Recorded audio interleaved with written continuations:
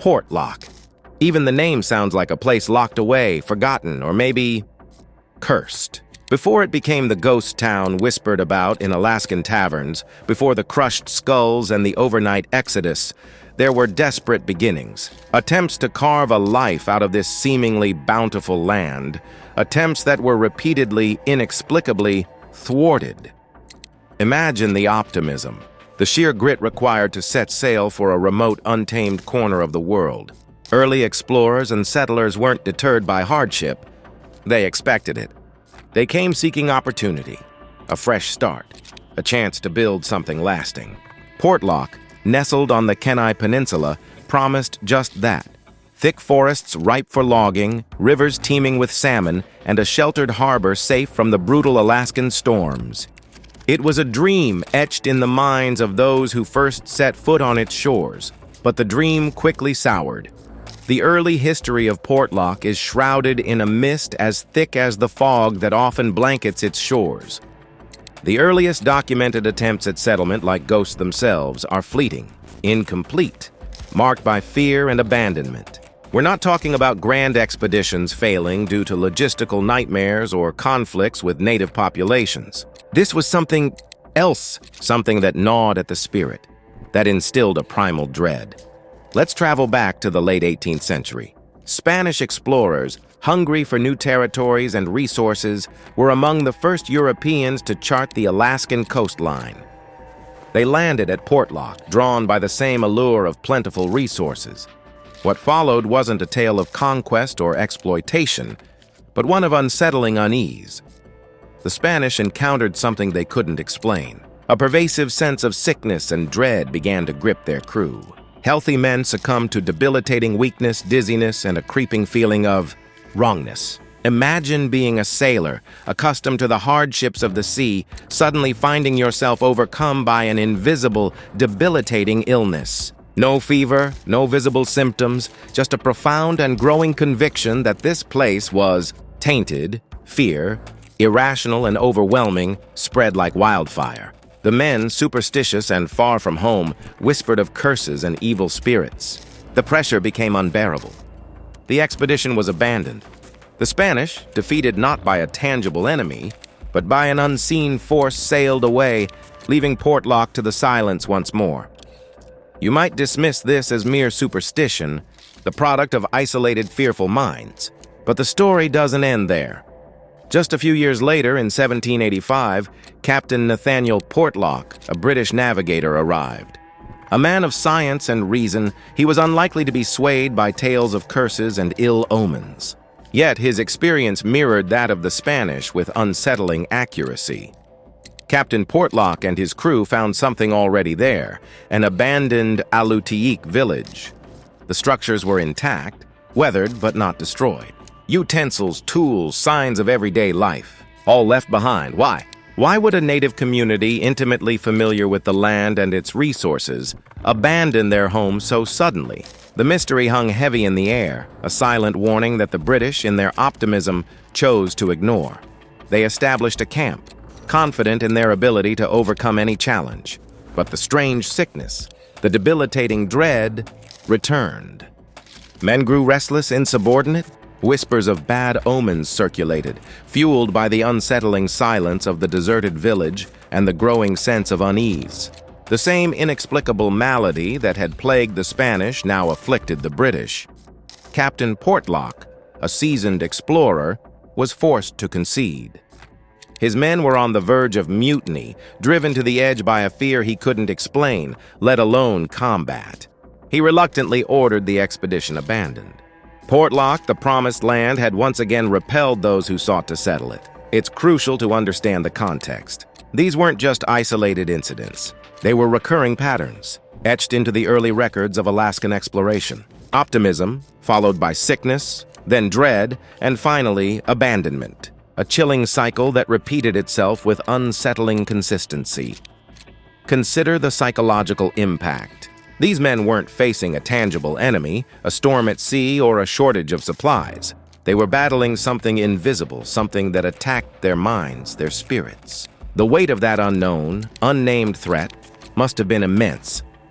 The fact that two separate expeditions, years apart, experienced the same haunting phenomena raises unsettling questions.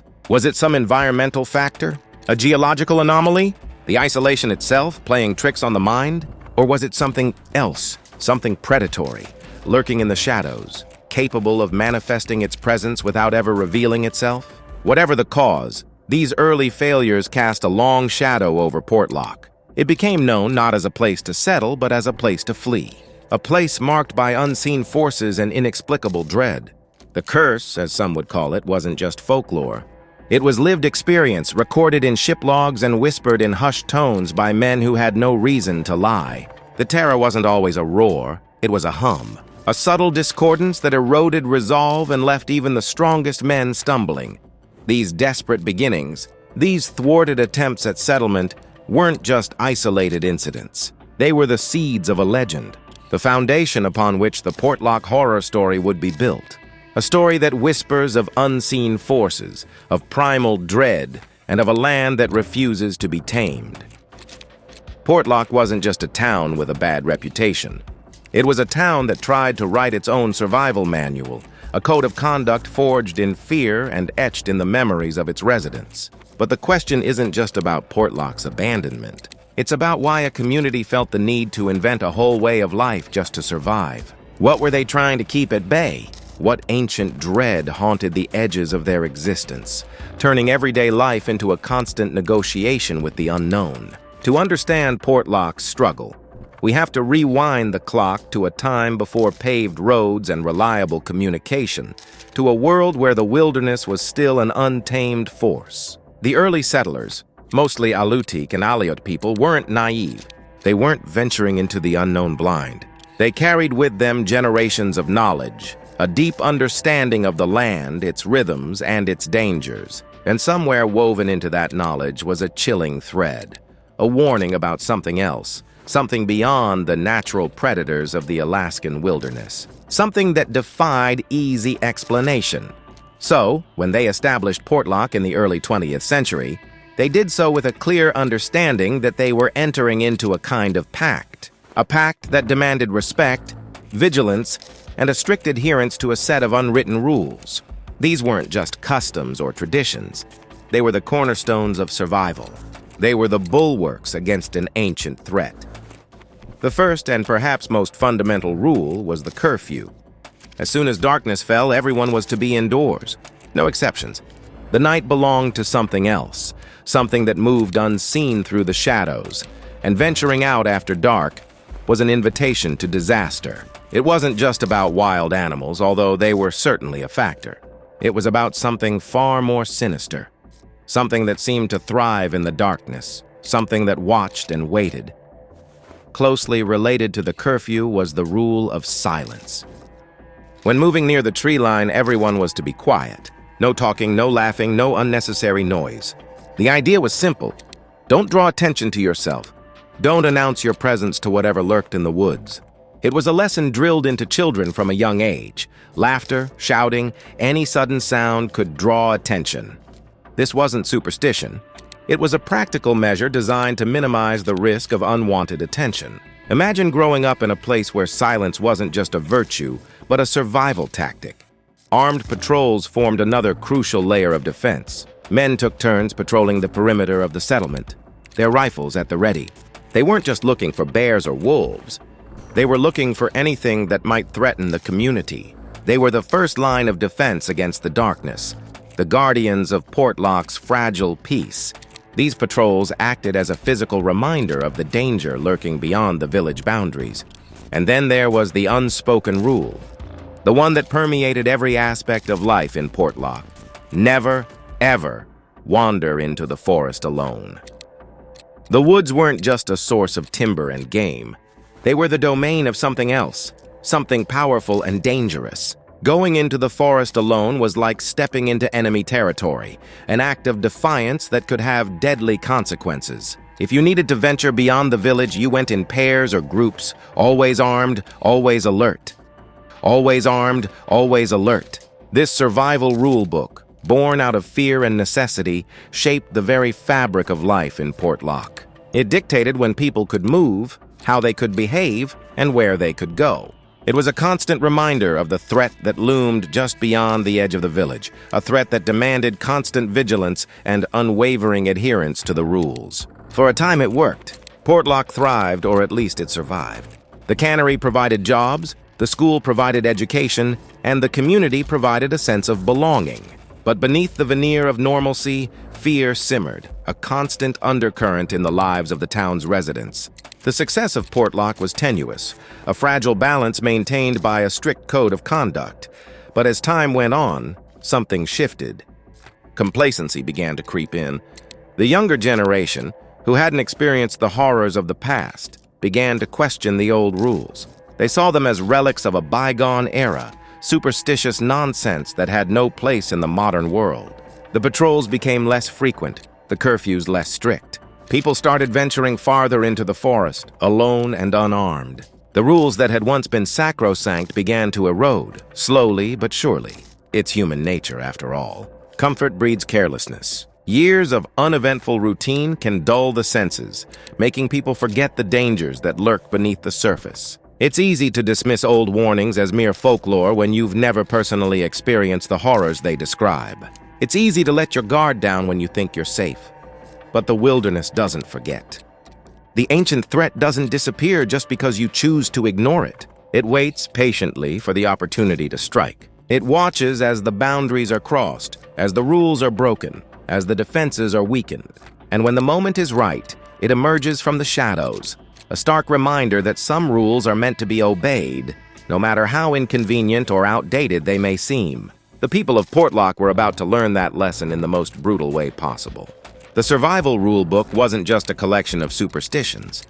It was a life-or-death manual, and ignoring its warnings would have catastrophic consequences. Legacy of fear.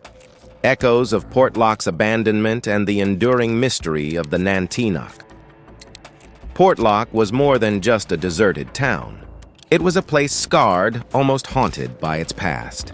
The buildings might have crumbled, the cannery rusted, but the stories refused to stay buried.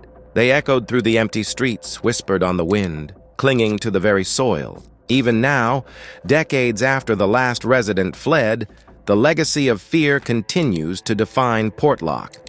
It's a legacy etched in the Alaskan landscape, in the unsettling silence that hangs heavy over the area. A silence that's more than just the absence of human activity. It's a silence that feels expectant, as if the town is waiting for something to return, and perhaps in a way it is. Because the stories, the legends of the Untold, they've persisted. They've adapted. They've become intertwined with the very fabric of Alaskan folklore. A cautionary tale whispered around campfires. A chilling reminder of the things that lurk in the shadows, beyond the edge of the firelight. What makes Portlock's legacy so powerful is that it's not just one singular story. It's a confluence of experiences, a blend of indigenous beliefs, pioneer anxieties, and modern-day encounters. Each layer adds a new dimension to the mystery, making it all the more compelling and all the more terrifying.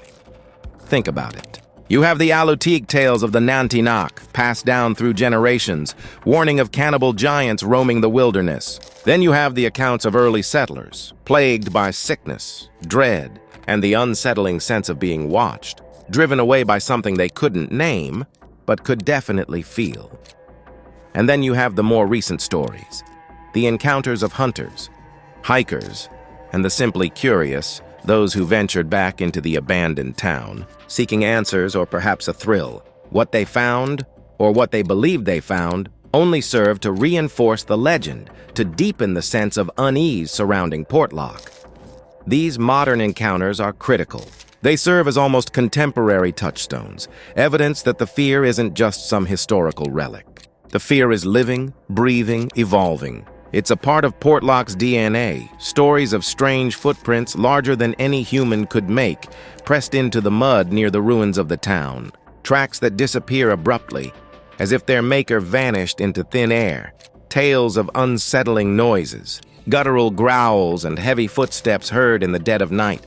Sounds that seem to defy any known animal. And then there are the strange, almost inexplicable phenomena like the trees. The trees found planted upside down, roots reaching for the sky, trunks buried deep in the earth. A deliberate act of destruction? Or something else entirely?